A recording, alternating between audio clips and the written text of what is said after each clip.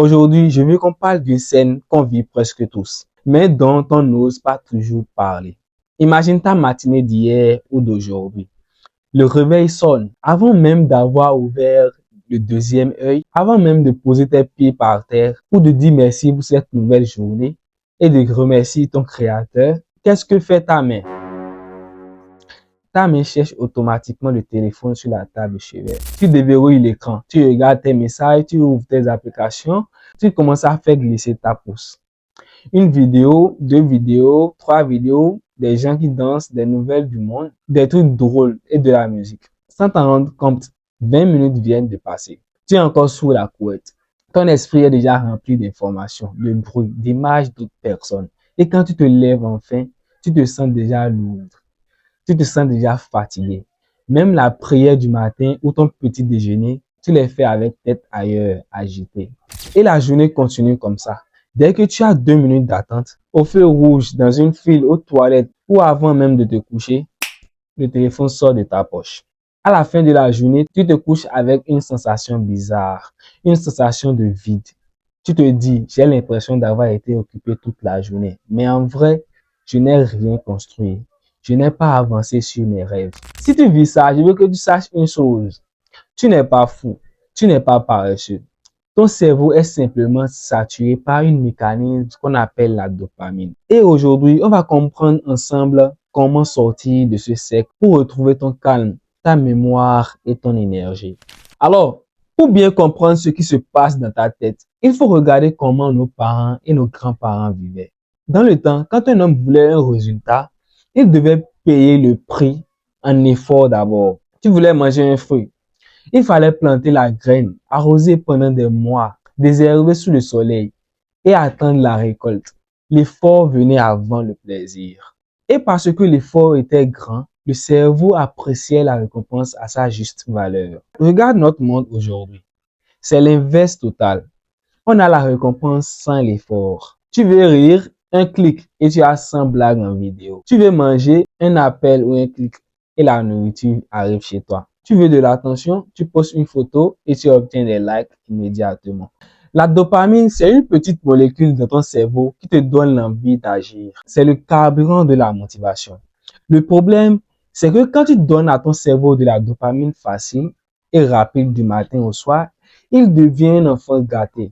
Quand vient le moment de faire un travail dur, comme réviser tes cours, apprendre un métier, faire du sport ou monter un business, ton cerveau bloque. Il te dit, attends, pourquoi tu veux qu'on fatigue pendant 2 heures pour construire un projet difficile?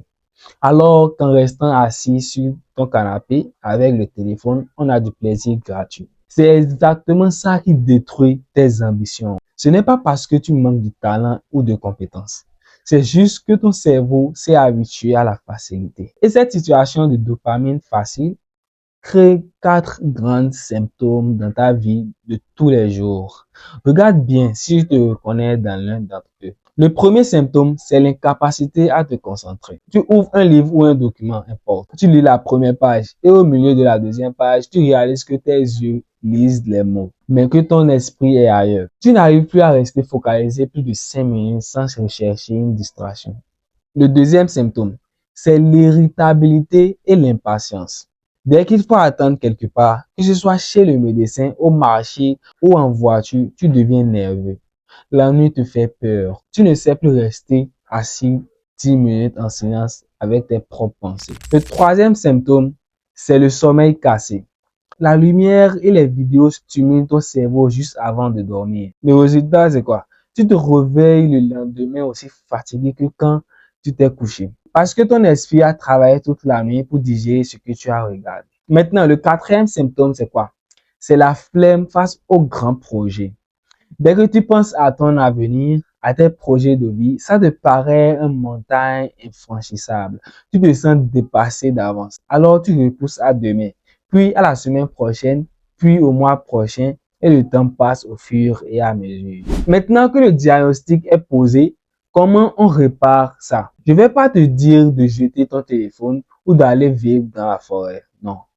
On vit dans le monde réel, mais on va remettre de la discipline et de la mesure étape par étape. Voici un programme simple sur 4 semaines que tout le monde peut appliquer. La première semaine, On a la règle du réveil à sec. Pendant 7 jours, quand tu te réveilles le matin, interdiction absolue de toucher ton téléphone pendant les 30 premières minutes. Tu te lèves, fais ta prière, tu te laves le visage, tu bois de l'eau, tu respires.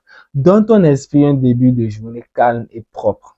La seconde semaine, le téléphone hors de la chambre. À partir de 21h30 ou 22h, tu poses ton téléphone loin de ton lit ou carrément dans une autre pièce. Si tu as besoin d'un réveil, achète un petit réveil classique de 2 à 3 000 francs. Tu vas voir à quel point la qualité de ton sommeil et de ton réveil va changer.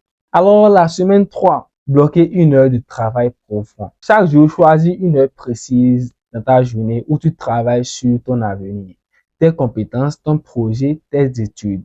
Pendant cette heure-là, ton téléphone doit être en mode avion ou dans un tiroir. Juste toi, ton cahier ou ton outil de travail. Juste toi avec ton ordinateur, par exemple. 1 heure de travail concentré vaut 5 heures de travail distrait.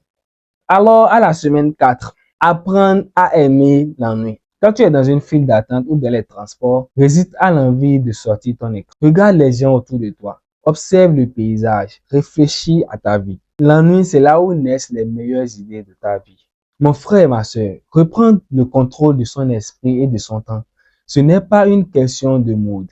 C'est le plus beau cadeau que tu peux te faire pour ton avenir ou pour ta famille. Ne sois pas trop dur avec toi-même. Si tu trébuches au début, la discipline, c'est comme un muscle.